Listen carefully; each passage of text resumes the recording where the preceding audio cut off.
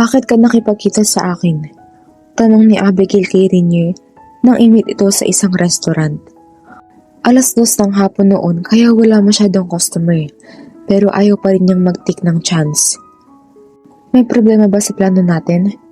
May gusto ka bang baguhin? You should have called me instead. Gusto ko lang ipabigay ito kay Krisha.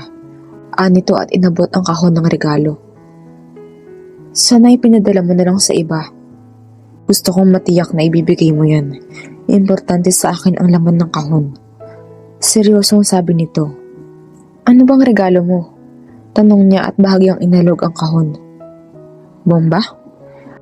Yun ba ang plano mo para hindi matuloy ang engagement party ni Ate Krisha? Ayoko ng violence, diba? Hindi ako terorista.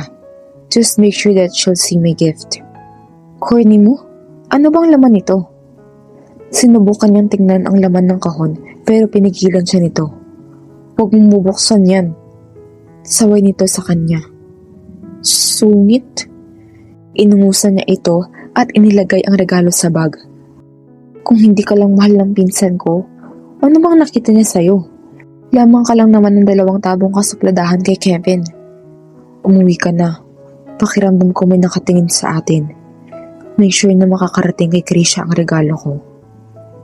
And make sure to be on time tomorrow. Ayokong mabulilyaso ang plano. Yun na ang huling pagkakataon nito para makuha si Krisha. Nagliwaliw muna siya sa mall bago tumuloy sa bahay. Kampante siya na walang malalaman si Kevin tungkol sa plano niya. Sinalubong agad siya ng maid at sinabihang pumunta sa library. Nagtaka siya nang si Kevin nang maabutan doon. He was seated at the cherrywood table as if he was the owner of the place. Nasaan si Tito Harold? Tanong niya. Ako ang nagpatawag sa'yo. Anito at pinagsalikop ang kamay. She took her seat in front of him. So, what do you want, future cousin? That sounds so fake. Walang kangiti-ngiti nitong sabi. Hindi ka ba natutuwa? I am welcoming you to the family.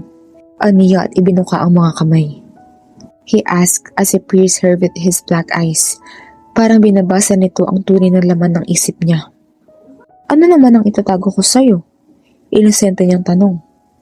May nakakitang magkasama kayo ni Rainier. Nanlaki ang mata niya. Are you spying on me? No. May kaibigan lang ako na nakakilala sa inyo. Mahinahon nitong sabi. Kaya pala pakiramdam ni Rainier ay may nakamasid sa kanila. Nakahinala na ba si Kevin tungkol sa plano nila? I just told Rainier to stop bothering Ate Krisha. Kampante niyang sabi. Tiniyak ko lang na hindi na siya maghahabol pa. Talagang lalayo na siya dahil gusto niya mag-concentrate sa career niya. He even wished you luck. I hope you are not lying, he said with unwavering eyes. Why should I lie? Tanong niya at nilabanan ang tingin nito. Hindi siya sinungaling na tao, pero ginagawa na ito para sa kabutihan ng nakakarami. Tumayo ito sa harap niya. I am the person who values honesty. That's what I like about Krisha. Hindi siya naglilihim sa akin, kaya tinanggap ko pa rin siya kahit na alam kong si Rainier ang mahal niya. I could always see honesty in her eyes. So, pinapalabas mong sinungaling ako? Tanong niya sa mataas na boses. Subalit mabilis din siyang huminahon. Bahagyan nitong inilapit ang mukha sa kanya. Just a warning, hindi ko papayagan ang sino man na sirain ang mga plano ko. Not even you.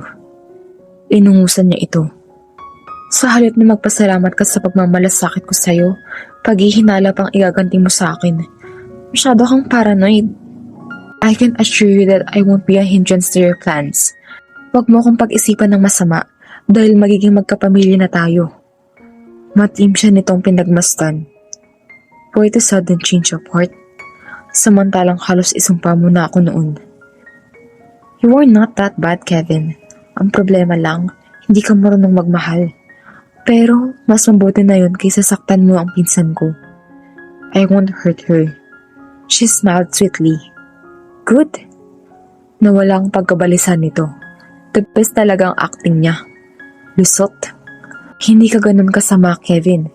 But you are not meant for my cousin. She deserves the man who loves her. Hi, you look so gorgeous, cousin. Puri ni Abigail kay Krisha nang pumasok siya sa kwarto nito. Nakaupo sa harap ng salamin habang inaayusan ng baklang makeup artist. Sana ganyan din ako kaganda kapag ako ang na-engage. Pinagsalikop nito ang mga kamay. I am nervous, Abigail. Give me your hand. Sabi niya at kinuha ang nalalamig na palad nito. Sa kanya ipinatong sa kamay nito ang regalo ni Rainier. It is a gift. From you? How sweet! Tuwang-tuwang bulalas nito.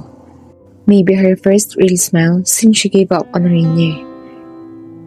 Hindi sa akin galing yan. Inabot lang yan sa akin ng guard kanina. May nagpabigay daw. Open it! Excited niyang utos. Gusto rin niyang malaman kung anong regalo ang ibinigay ni Rainier at kinailangan pa nitong sumugal para lang maibigay ang regalo. Napaiyak si Krisha nang makita ang gym catchy na laman at binasa ang sulat na nandoon. Hey, what happened? Tanong niya at binasa ang sulat. Puro naman pala kabadoyan lang ang nakalagay doon. It is from Rainier. That jerk. Wala na ba siyang ibang gagawin kundi ang paiyakin ka? Kunwari ay galit niyang sabi at dinampian ng tissue ang gilid ng mga mata nito. Napakadrama naman ng Rainier na yun. Sa bagay, kahit siguro siya ay maiiyak kung siya ang nasa sitwasyon ni Krisha. Kahit magkahiwalay kami, gusto niyang bantayan ako. He gave this to me to show the nightmares away, so that I will always have beautiful dreams. And Rainier is just a dream. He left you. Para hindi ito makahalata at kumpleto ang drama. Maya-maya pa ay kinatok sila ni Berna. Sumunod ka na anak. Nakangiti nitong sabi. Inindatan niya ito. Ibig sabihin ay planchado ang plano. Tahimik si Krisha habang nakaupo sa likod ng Mercedes-Benz na maghahatid sa kanila patungo sa hotel kung saan gaganapin ang engagement party. Nasa tabi siya ng driver dahil gusto niyang bigyan ito ng panahon na makapag-isip-isip. Maya-maya ay yakap na nito ang dreamcatcher na ibigay ni Rainier. Yun pala ang gustong mangyari ni Rainier. Ang magdalawang isip ang pinsan niya sa pagpapakasal kay Kevin. Kaunting sandali na lang ang kailangan mong hintayin, Ate Krisha. Makakasama mo na ang lalaking totoong mahal mo. All you have to do is grab the opportunity to be happy and don't let it go. Saad ni Abigail sa kanyang sarili. Idinaan ng driver na si Manang Enteng ang sasakyan sa isang matalahib na lugar upang makaiwas sa traffic. Madalang ang sasakyan na dumadaan dito. Ayon sa hudyat niya, ay biglang tumigil ang sasakyan. Bumaba ito at tinungo ang hood ng sasakyan. Ano pong problema, Mang Enteng? Tanong niya habang pilit itong inaaninag. Ang kunwari ay sira sa sasakyan. Nakalimutan kong i-check, ma'am. Baka po may problema sa baterya. Sabi nito at binuksan ang hood ng kotse. Kinindatan niya ito at ngumiti naman ito. Wala naman kasing alam si Krisha sa sasakyan kaya hindi nito malalaman na wala naman talagang sira ang kotse. Di nagtagal ay may tumigil na sasakyan sa likuran nila. Bumaba mula doon ang driver at lumapit sa kanila. Manong, may problema ba? Tanong ng lalaki. Nakahinga siya ng maluwag nang makitang si Rainier yun. Sinanyasan niya ito sa mata na okay na ang plano. Pwede bang humingi ng tulong? Engagement party kasi ng pinsan ko. Pwede bang ihatid mo na lang siya para hindi siya malate? Please? Sure. Anito na malapad ang ngiti. Lumapit ito sa windshield ng kinauupuan ni Krisha.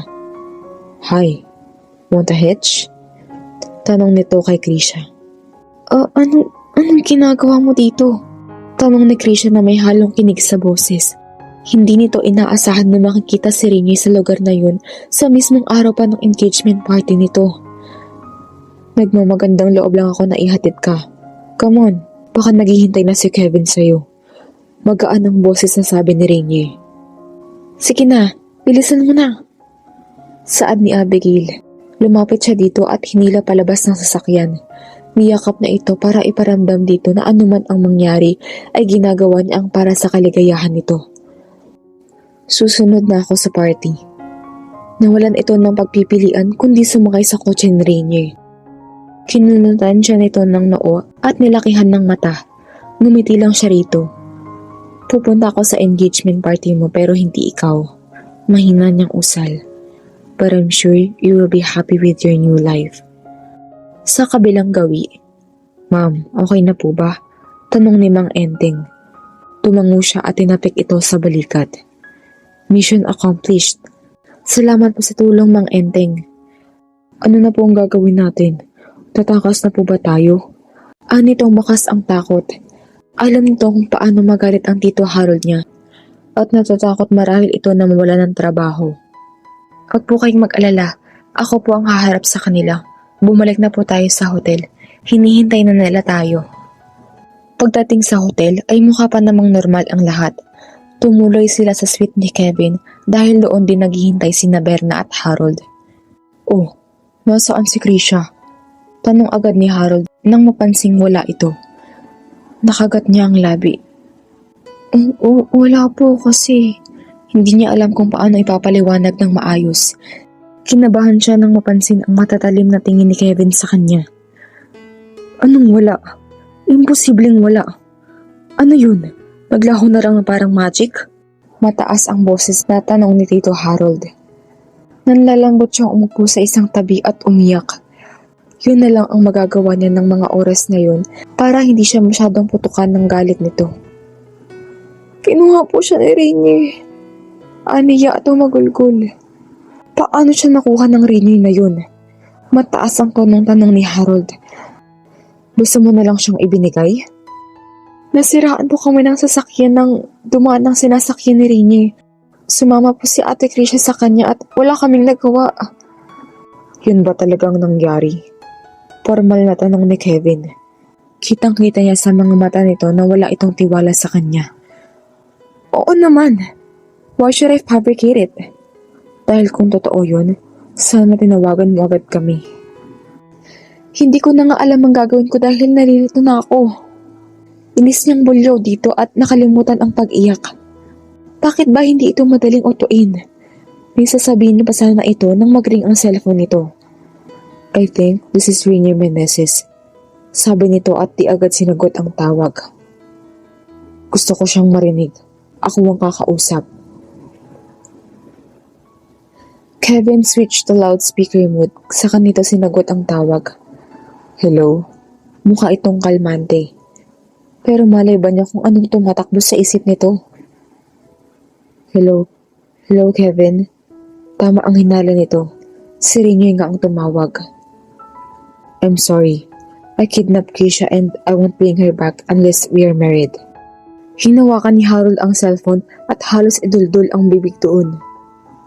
Meneses, ibalik mo ang anak ko. Harapin mo kami. Here, she wants to talk to you.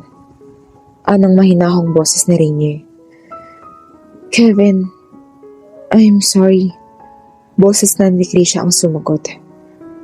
I understand, he said in a crisp, contained voice. Wala siyang mahimigang galit o paghihisterya man lang. He was so controlled. Hindi yata ito marunong magpanik kahit sa magugulong sitwasyon. Inaasahan nga niya ay parang bulkan itong magagalit. Natatawagin nito ang mga bodyguards at ipapabaliktad ang buong Pilipinas para hanapin si Rainier at maibalik dito si Krisha. Look, I am willing to face the damages. Magbabayad ako ang mga utang ng pamilya namin. You don't have to, Krisha. Just be happy.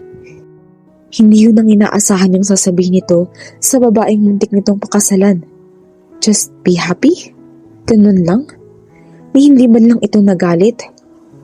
Kinabahan siya lalo. Pwede ba makausap si Meneses? Ako ang kakausap sa walang modong lalaking yan. Nang gagalaiting sabi ni Tito Harold niya. Kung isinuko mo na ang anak ko, pues hindi ako. Hayaan mo na ninyo akong kausapin siya. Sabi ni Kevin at binalikan si Rainier na siya nasa kabilang linya. Alam ko na mahal mo si Krisha, Rainier. It took you a long time before you take her back. Take care of her. Yes, I will take care of her. Sorry for the bother. Are you sure you don't want any public apologies? I owe it to you. Umiling si Kevin. Hindi na kailangan. Just have a good life with Krisha and the baby. Best wishes. Too bad, hindi ako imbitado sa kasal ninyo. Thanks. Makakabawi rin ako sa'yo. Saad ni Rainier kay Kevin. He looked genuinely happy. Hindi na sayang ang sakripisyo nila. Nagpaalam na si Kevin na lalong nagpa-apoy sa damdamin ni Harold. Inagaw nito ang cellphone at nagpatuloy ang pagsigaw kahit wala nang kausap. Hindi ako papayag na maging masaya kayo. Sigaw ni Harold. Babawiin ko ang anak ko. Gagamitin ko ang lahat ng connection ko para ibalik siya. Tama na, Harold. Saway ni Berna dito. Pabayaan mo ng anak natin. Hindi ako papayag. Tinawagan nito ang numero ni Rainier. Meneses, gusto kong makausap ang anak ko. Hello pa? Anang alanganing boses ni Krisha. May rason ito para matakot dahil kakaibang ang magalit si Harold. Hindi nila alam kung ano ang maaari nitong gawin. Anong ginagawa mo kasama ang lalaking yan? You have an engagement party to think of. Bumalik ka dito, Krisha, or I will disinherit you. Banta nito. Hindi na kitang kikilalaning anak. Ganyan din ba si Lolo sa inyo ni Mama noon nang pinaghiwalay kayo kaya gumaganti kayo kay Rainier, Papa? Malambing na tanong ni Krisha. I am pregnant. Magiging lolo na kayo. Magiging lolo na ako? Biglang bumagsak ang mukha nito. Naisip marahil nito na malabong mabawi pa si Krisha. Sinira ninyong lahat ang plano ko. Bakit nagawa mo ito sa akin? Bakit hindi ninyo kami hayaang maging masaya? Bigla ay pumalit ang boses ni Rainier. Iingatan ko ang anak ninyo at ang magiging apo ninyo. I will make sure that your daughter will be happy. Baliw ka ba? Wala kang mabuting na idulot sa anak ko sa simula pa lang. Hindi ko alam kung paano masikmuran ng anak ko na sumama sa lalaking kapatid nang pumatay sa Kuya Louie niya. Maghihirap kayong dalawa hanggang magmakaawa ang anak ko na bumalik sa akin. Hindi kayo magiging masaya. I love you pa, but I'm not your little girl anymore. Sabi ni Krisha saka naputol ang tawag. Tinawagan ulit yun ni Harold pero naka-off na ang cellphone. Peste! Anito at inihagis ang cellphone ni Kevin sa carpeted floor. Parang inahing manok na hindi mapakali si Harold na palakad-lakad sa kwarto. Nakikita ng dalawang yan. Malalaglag din sila sa kamay ko. Babawiin ko ang anak ko. Paulit-ulit nitong sabi. Stop it, Tito. Sigaw na rito. Masaya na si Ate Krisha. Matiim ang anyang nilapitan siya ni Kevin. Sabihin mo totoo, Abigail. Tumakas ba sila ni Rainier o kusa mo silang pinatakas? Direktang tanong nito. Mukha ba akong nagsisinungaling? Mangiyak-ngiyak niyang tanong. Sana lang ay convincing ang acting niya dahil nanginginig na siya sa takot. Sa matalim na mga mata nito, mas kaya niyang harapin ang galit ng Tito Harold niya kaysa dito. Oo. Walang kagatol-gatol nitong sabi. Automatiko siyang napaiyak dahil mukhang sa kanya nataon ang galit nito. At sa kauna-unahang pagkakataon ay natakot siya rito. Those cold piercing eyes sent chills to her bones. Naalala niyang galit ito sa mga sinungaling and he could easily tell one. For the first time, she was rendered speechless. Kasi... Sabihin mo ng totoo. Mariin itong sabi. Kasabot ko ba ni Rainier para maitakas si Krisha? Mariin siyang pumikit. Oo na.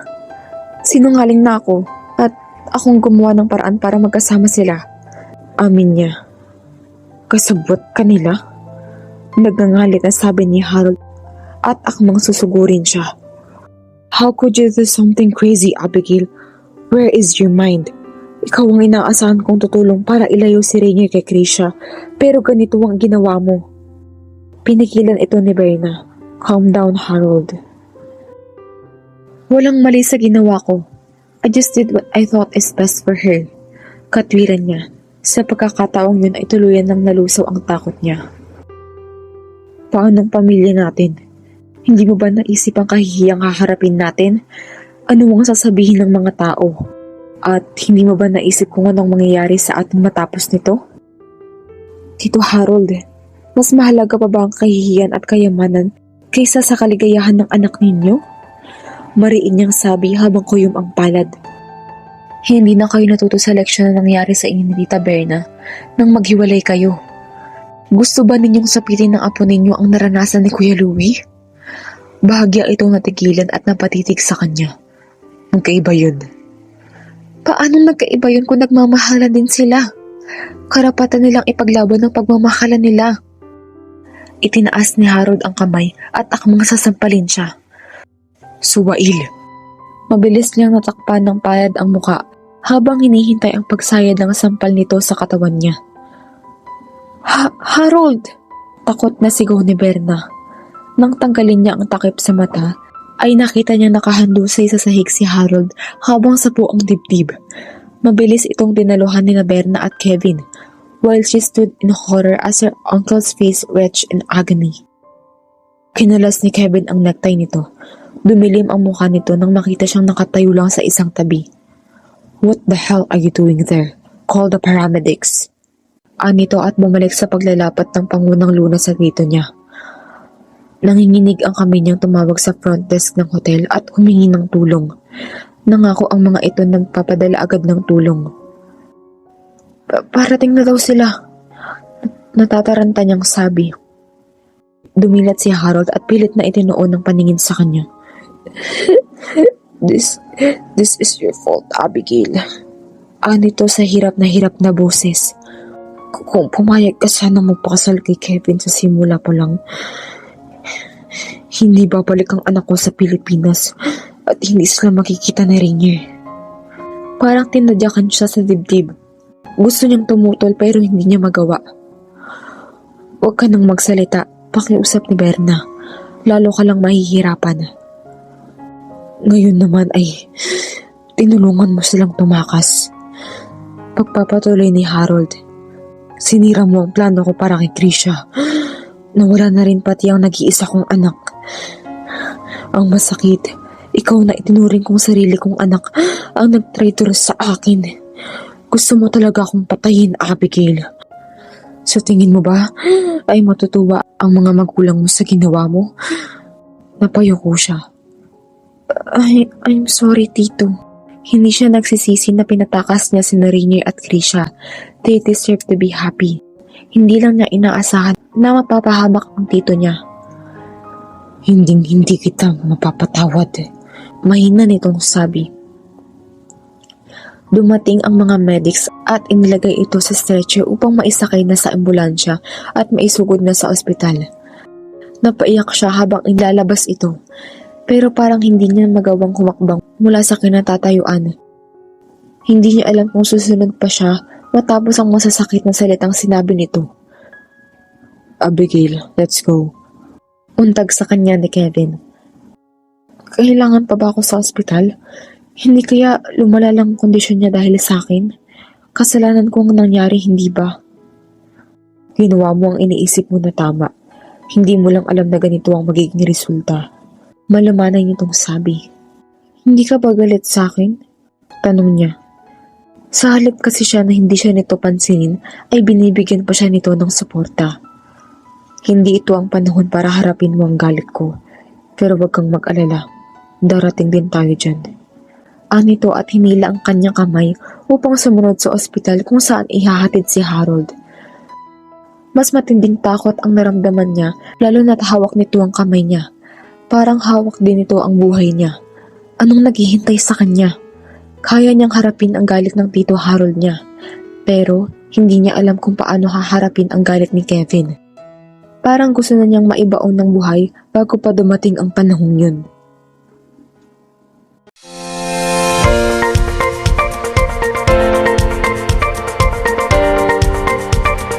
Please like, subscribe,